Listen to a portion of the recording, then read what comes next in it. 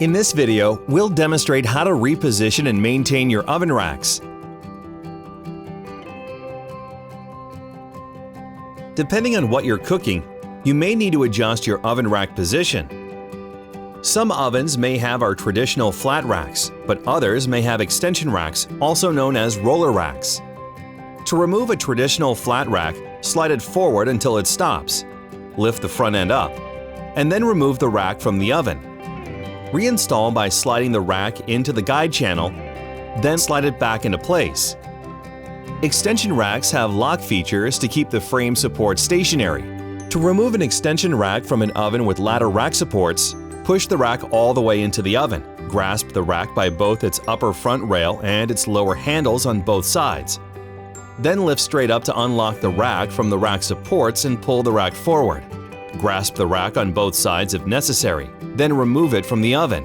To reinstall, place the rear portion of the rack onto the rack supports, then push the rack all the way in until the install feature locks into the front rack support.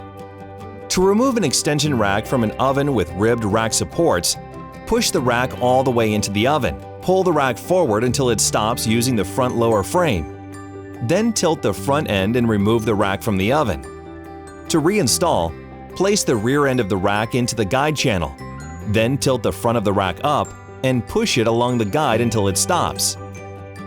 If your racks are becoming difficult to replace or remove, you can use a small amount of vegetable oil to lubricate the support guides.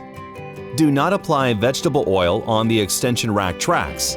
To lubricate the extension rack tracks, place 4 small drops of the graphite lubricant that came with your extension racks on the bottom tracks of the left and right side rails. For more information about our products, visit geappliances.com and be sure to subscribe to our YouTube channel for the latest updates, recipes, and more.